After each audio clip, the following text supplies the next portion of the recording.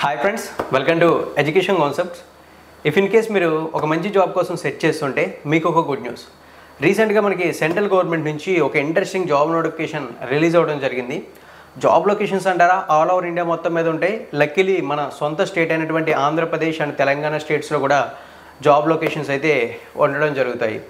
అలాగే నోటిఫికేషన్ గురించి చెక్ చేస్తూ ఉంటే ఈ నోటిఫికేషన్ మనకి 10th క్లాస్, ఇంటర్మీడియట్, డిగ్రీ ఇలాంటి వేరియస్ క్వాలిఫికేషన్స్తో అప్లై చేసేటటువంటి చాలా పోస్టులు ఉన్నాయి. అలాగే ఈ జాబ్స్కి సెలెక్ట్ అయితే మనకి శాలరీస్ అనేవి 30,000 నుంచి 1,00,000 రూపాయల వరకు మధ్యలో అయితే ఉంటాయి.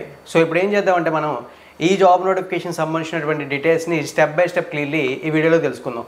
ఇఫ్ ఇన్ కేస్ మీకు ఇంట్రెస్ట్ అయితే ఉంటే ఒక మంచి జాబ్ నోటిఫికేషన్పై వీడియోని అయితే ఎక్కడ కూడా స్కిప్ చేయకుండా ఎండింగ్ వరకు చూసి నోటిఫికేషన్ డీటెయిల్స్ క్లియర్లీ తెలుసుకోండి. ఏదైనా డౌట్ వచ్చిందనిపిస్తే వీడియోని పూర్తిగా చూసిన తర్వాత మీ డౌట్ని కామెంట్ సెక్షన్లో కామెంట్ చేస్తే వీలైనంత వరకు వాటిని నేను క్లారిఫై అయితే చేస్తాను. అలాగే నా ఎక్స్ప్లెనేషన్ నచ్చినట్టయితే లైక్ చేయండి. ఈ జాబ్ నోటిఫికేషన్ ఇన్ఫర్మేషన్ మీ ఫ్రెండ్స్తో షేర్ చేయండి. ఈ జాబ్ నోటిఫికేషన్కి సంబంధించినటువంటి లింక్స్ ఏవైనా ఉంటే అవన్నీ కూడా డిస్క్రిప్షన్లో అవైలబుల్గా ఉంటాయి. లైక్ అప్లై చేయడానికి సంబంధించి, ప్రిపేర్ అవ్వడానికి సంబంధించిన సిలబస్, ఎగ్జామ్ ప్యాటర్న్స్ ఇవన్నీ తెలుసుకోవడానికి సంబంధించిన లింక్స్ డిస్క్రిప్షన్లో అవైలబుల్గా ఉంటాయి. ప్రీవియస్ పేపర్స్ కూడా యాడ్ చేస్తాను.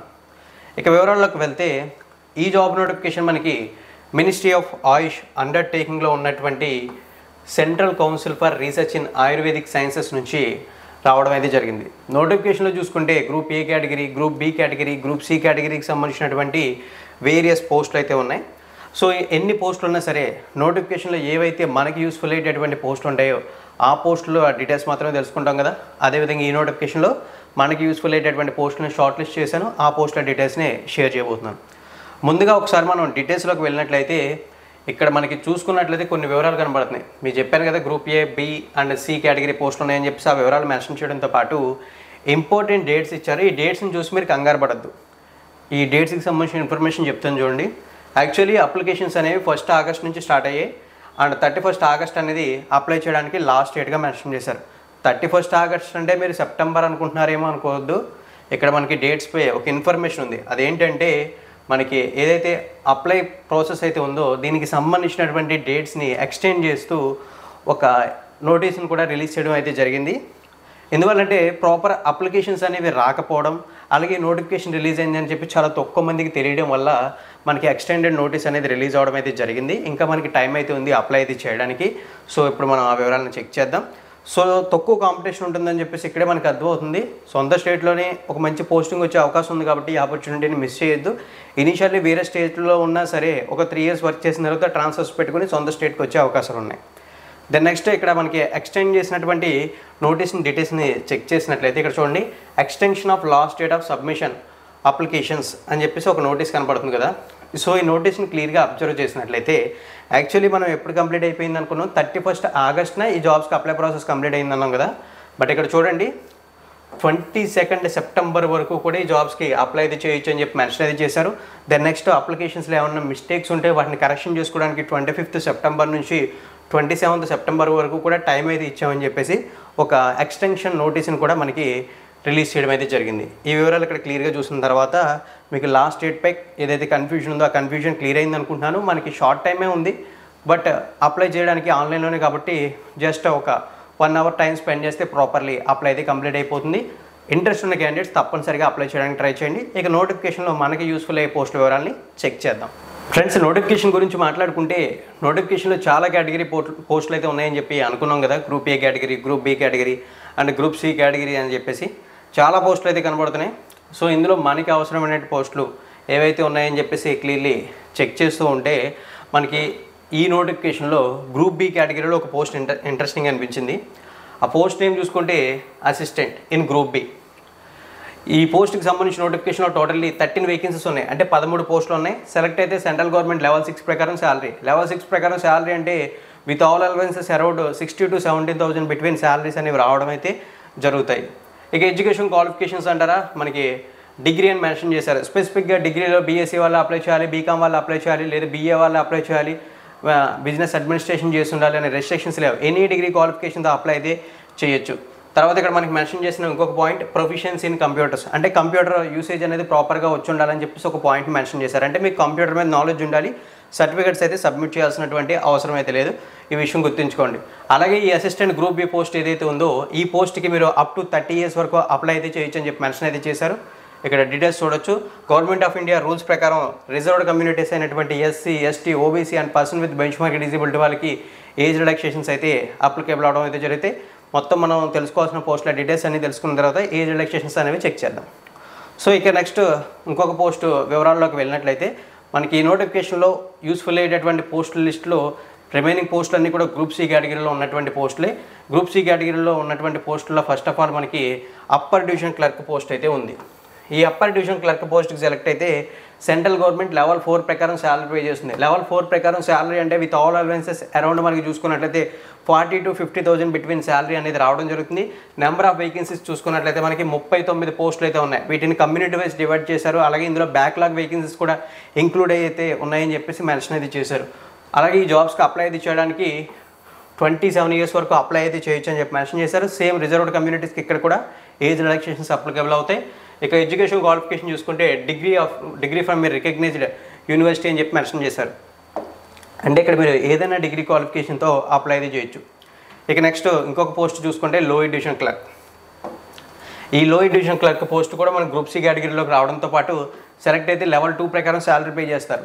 లెవెల్ 2 ప్రకారం శాలరీ అంటే తెలిసిందే కదా, విత్ ఆల్ అలవెన్సెస్ అరౌండ్ మనకి 30 నుంచి 40 వేల మధ్యలో శాలరీస్ అనేవి రావడం జరిగితే సమ్ టైమ్స్ శాలరీస్ అనేవి కొంచెం డిక్రీజ్ అవుతుంటే కొంచెం ఇంక్రీజ్ అవుతుంటే ఎగ్జాక్ట్ నెంబర్ అయితే మనం చెప్పలేము. మనం జాయిన్ అయ్యే ప్లేస్ని పట్టుకుని అక్కడ మనకి హౌస్ రెంట్ అలవెన్సెస్లో, డేర్నెస్ అలవెన్స్లో, ట్రాన్స్పోర్ట్ అలవెన్సెస్లో చేంజెస్ వల్ల శాలరీస్ అనేవి 1,000-2,000 చేంజెస్ అనేవి వస్తూ ఉంటాయి.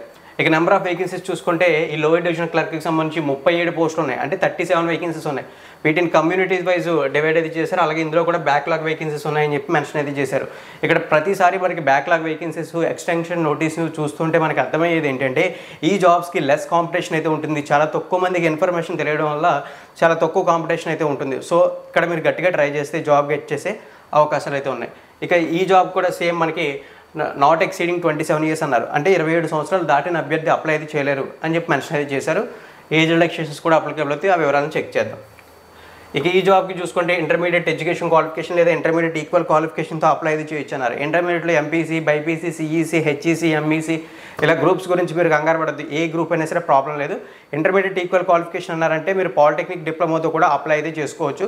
డిప్లొమాలో కూడా మీరు స్పెసిఫిక్గా సివిల్, ఎలక్ట్రికల్ అనే రెస్ట్రిక్షన్స్ లేవు. ఏ గ్రూప్ అయినా సరే ప్రాబ్లం అయితే లేదు. ఇక నెక్స్ట్ చూసుకోవాల్సిన పాయింట్ ఏంటంటే అడిషనల్ క్వాలిఫికేషన్స్. అడిషనల్ క్వాలిఫికేషన్స్లో క్లర్క్ కేటగిరీ జాబ్ కాబట్టి టైపింగ్ అనేది నెసెసిటీగా మెన్షన్ అయితే చేశారు. టైపింగ్ చూసుకున్నట్లయితే మనకి ఇంగ్లీష్లో అయితే 35 words per minute, ఇంగ్లీష్లో అయితే 30 words per minute స్పీడ్లో టైప్ చేయాల్సి అయితే ఉంటుంది. సో ఇక్కడ వివరాలని క్లియర్లీ అండర్లైన్ చేస్తున్నారు, మీరు చూడొచ్చు. ఇక నెక్స్ట్ ఈ నోటిఫికేషన్లో ఉన్నటువంటి పోస్టులు ఏంటంటే ఎంటీఎస్కి సంబంధించినటువంటి పోస్టులు ఉన్నాయి. ఇంకా చాలా కేటగిరీలకు సంబంధించినటువంటి పోస్టులు అయితే ఉన్నాయి. లైబ్రరీకి సంబంధించి, జూనియర్ అసిస్టెంట్కి సంబంధించి, టెక్నీషియన్కి సంబంధించి పోస్టులు ఉన్నాయి. వాటన్నిటిని ఇంక్లూడ్ చేయట్లా. ఏవైతే మనకి బెటర్ యూస్ఫుల్ అయ్యే పోస్టులు ఉన్నాయో వాటి వివరాలను మాత్రమే ఇక్కడ చెప్తున్నాను. ఎక్స్పీరియన్స్ ఉన్న పోస్టుల వివరాలను కూడా స్కిప్ చేస్తున్నాను. అంటే 1-2 years కానీ 6 months కానీ ఎక్స్పీరియన్స్ అనేది ఏదైనా సర్టిఫికేట్ అడుగుతుంటే వాటిని కూడా స్కిప్ చేస్తున్నాను. ఇఫ్ ఇన్ కేస్ మీరు అటువంటి వాళ్ళు ఎవరైనా ఉంటే ఒకసారి మీరు నోటిఫికేషన్ రిఫర్ అయితే చేయండి. లింక్స్ డిస్క్రిప్షన్లో ప్రొవైడ్ చేస్తాను. నెక్స్ట్ మల్టీ టాస్కింగ్ స్టాఫ్కి సంబంధించి చూసుకున్నట్లయితే మల్టీ టాస్కింగ్ స్టాఫ్లో ఇక్కడ మనకి 2 కేటగిరీలకు సంబంధించిన పోస్టులు అయితే డివైడ్ అయి ఉన్నాయి. టోటల్ అయితే 179 పోస్టులు నోటిఫికేషన్లో అవైలబుల్గా ఉండడం అయితే జరిగాయి. ఇందులో మనకి ఒక 107 వేకెన్సీస్ అయితే మల్టీ టాస్కింగ్ స్టాఫ్ పోస్టులే కానీ వాటికి టెక్నికల్ క్వాలిఫికేషన్స్ అయితే ఉండాలి. అంటే ఐటీఐ అనేది రిలవెంట్గా చేసి అయితే ఉండాలి. రిమైనింగ్ పోస్టులు ఏవైతే ఉంటాయో మనకి ఎంటీఎస్లో వీటికి జస్ట్ 10th class మాత్రమే ఎడ్యుకేషన్ క్వాలిఫికేషన్. ఐటీఐ లాంటిది ఏది కూడా అవసరం అయితే లేదు. మల్టీ టాస్కింగ్ స్టాఫ్ అంటే తెలిసిందే కదా, ఎంట్రీ లెవెల్ పోస్ట్. వీటికి లెవెల్ 1 ప్రకారం శాలరీ అంటారు. లెవెల్ 1 ప్రకారం శాలరీ విత్ ఆల్ అలవెన్సెస్ 25 నుంచి 35 వేల మధ్యలో శాలరీ ఉంటుంది. సో అలాగే ఈ జాబ్స్ కూడా నాట్ ఎక్సీడింగ్ 27 years అని చెప్పేసి మెన్షన్ అయితే చేశారు. మనకి నాట్ ఎక్సీడింగ్ 27 years అంటే మ్యాక్సిమం 27 years వరకు అప్లై అయితే చేయొచ్చు అని చెప్పేసి. ఇప్పటి వరకు మనం చూసుకున్నట్లయితే అసిస్టెంట్ గ్రూప్ బి పోస్ట్కి సంబంధించి upper division clerk, lower division clerk and MTS పోస్టులకు సంబంధించి వివరాలు తెలుసుకున్నాం. వీటన్నిటికీ కూడా రిజర్వ్డ్ కమ్యూనిటీస్కి ఏజ్ రిలాక్సేషన్స్ ఉంటాయి. రిజర్వ్డ్ కమ్యూనిటీస్లో ఎస్సీ ఎస్టీ క్యాండిడేట్స్ అయితే 5 years, ఓబీసీ క్యాండిడేట్స్ అయితే 3 years, person with bench mark disability అయితే 10 years ఏజ్ రిలాక్సేషన్స్ అయితే ఉండడం అయితే జరుగుతుంది. సో ఇవైతే ఈ పోస్టులకు సంబంధించినటువంటి ఓవరాల్ డీటెయిల్స్.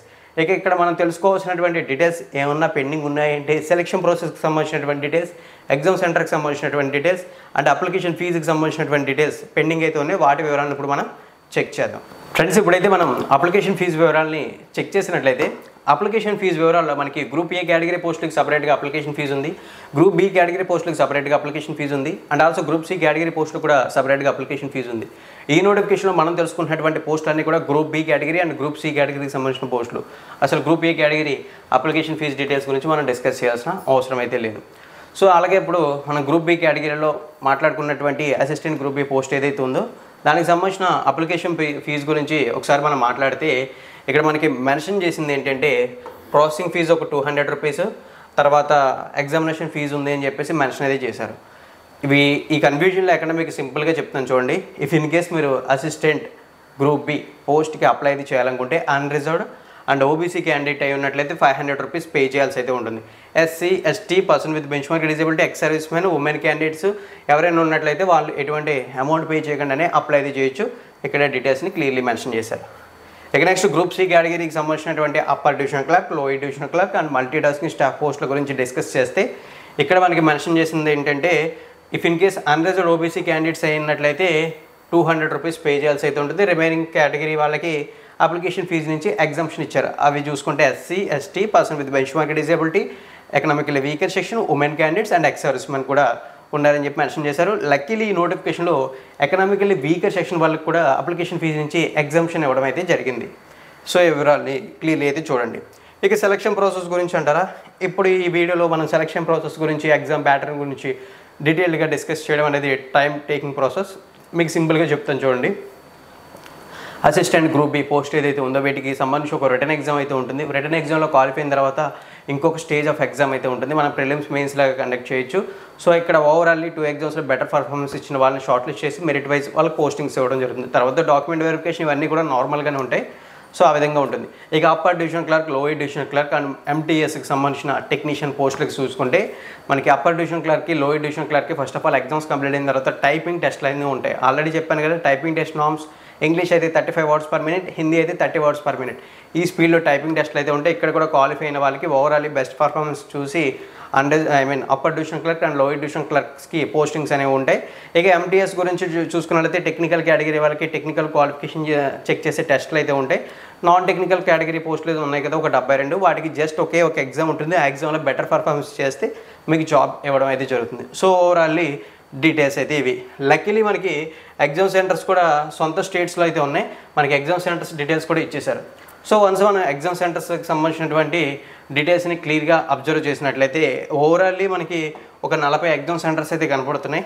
సో ఇందులో మనకి ఫస్ట్ ఆఫ్ ఆల్ తెలంగాణకి చూసుకున్నట్లయితే తెలంగాణకి మనకి హైదరాబాద్ ఎగ్జామ్ సెంటర్గా ఇచ్చారు అండ్ వరంగల్ ఎగ్జామ్ సెంటర్గా ఇవ్వడం అయితే జరిగింది. ఇక నెక్స్ట్ చూసుకున్నట్లయితే ఆంధ్రప్రదేశ్లో మనకి విజయవాడ ఎగ్జామ్ సెంటర్గా ఇవ్వడం అయితే జరిగింది. టోటల్లీ చూసుకుంటే 2 తెలుగు స్టేట్స్కి సంబంధించి ఒక 3 ఎగ్జామ్ సెంటర్స్ అయితే అవైలబుల్గా ఉన్నాయి. మనకి జాబ్ లొకేషన్స్ చెప్పారు కదా, సొంత స్టేట్లో కూడా ఉంటాయి. మీరు కంగారు పడద్దు, ఖచ్చితంగా ఈ జాబ్స్కి ట్రై అయితే చేయండి. ఇది నా పర్సనల్ ప్రిఫరెన్స్ అని చెప్పి మీకు అయితే చెప్పగలను. సో ఓవరాల్లీ ఈ జాబ్ నోటిఫికేషన్ సంబంధించినటువంటి డీటెయిల్స్ అయితే ఇవి.